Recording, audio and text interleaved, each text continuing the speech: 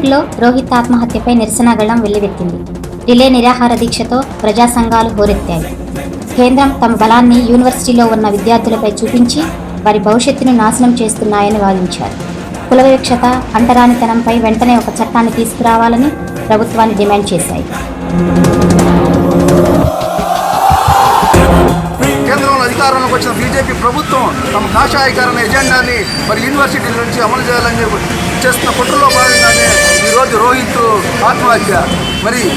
యూనివర్సిటీల్లో కుల వివక్ష, అంటరానితనం, అత్యాచారాలు, అవమానాలపైన వెంటనే ఒక చట్టం తీసుకురావాలని చెప్పేసి మేము కేంద్ర ప్రభుత్వాన్ని డిమాండ్ చేస్తూ ఉన్నాం.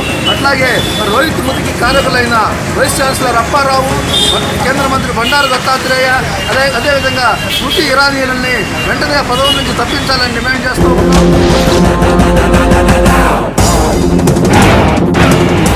ఈ చర్యకు కారకులైన వారిని శిక్షించాలని, అలాగే రోహిత్ కుటుంబానికి ఉపాధి కల్పించాలని ప్రభుత్వాన్ని డిమాండ్ చేశారు. గుంటూరులో జరుగుతున్న ఈ రిలే నిరాహార దీక్షకు ప్రజా సంఘాలన్నీ కలిసి ఇలాంటి దుర్గతులు మళ్లీ జరగకుండా తగిన జాగ్రత్తలు తీసుకోవాలని విన్నవించారు.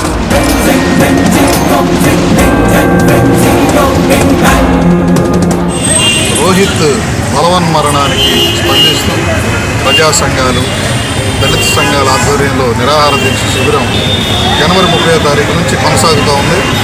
ఈ రోహిత్ మృతికి కారకులైన కేంద్ర మంత్రులు బండారు దత్తాత్రేయ, స్మృతి ఇరానీ, బీసీ అప్పారావులను SC/ST prevention of atrocity act కింద శిక్షించాలని, వాళ్ళని బాధ్యుల్ని శిక్షించాలని, ఆ 5 విద్యార్థుల మీద ఉన్నటువంటి సస్పెన్షన్ ఎత్తివేసి రోహిత్ కుటుంబానికి శాశ్వత ప్రాతిపదికన ఉద్యోగాన్ని, గవర్నమెంట్ ఉద్యోగాన్ని ఇవ్వాలని చెప్పి మేము డిమాండ్ చేస్తాం. గుంటూరులో నూతనంగా ప్రారంభం కాబోతున్న DTV పైన యువత లఘు చిత్రాన్ని రూపొందించారు. వెజ్జం సాయి ప్రసాద్ మీద ఉన్న అభిమానాన్ని చేతనైతే మనము సహాయం చేద్దాం అనే కథాంశంతో చూపించి యూట్యూబ్ ప్రేక్షకుల నుండి చక్కని ఆదరణ పొందుతున్నారు. వెళ్ళి ఒక షేక్ హ్యాండ్, టీవీ విషయానికి వచ్చేసరికి అన్న దగ్గరికి వెళ్ళు, అన్నకి షేక్ హ్యాండ్ ఇవ్వు, అన్నా మీకు మేమున్నాం అని చెప్పు. ఇంతకు మించి మనం ఏం వీలేం విజయ్. మన అనుకున్నానికి ఇది మనం కనీసం చేయాల్సింది. ఇది కూడా చేయలేకపోతే వార్తని ఛానల్ దగ్గర తీసుకెళ్తావు, ఛానల్ని వార్త దగ్గర తీసుకెళ్తావు, అది నీ మీద మన అనుకుంటున్నాం. మనోడు 2 సంవత్సరాల నుంచి సమాజానికి ఏదో చేద్దాం, కష్టపడదాం అనుకుంటున్నాడు.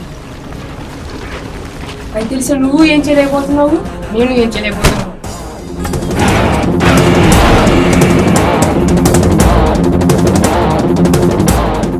జిల్లా పరిషత్తులో వినతుల వెల్లువ కొనసాగింది.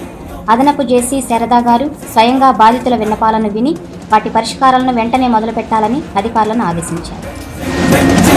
ఈ 72 కుటుంబాల వాళ్ళు ఇల్లు వేసుకొని ఉండమని ఇచ్చిన తర్వాత మేము ఆ ల్యాండ్లోకి వెళ్ళి ఇల్లు వేసుకుంటుంటే డిఏ అనే అతన్ని ఇంకొక అతన్ని పంపించాడు మా దగ్గరికి.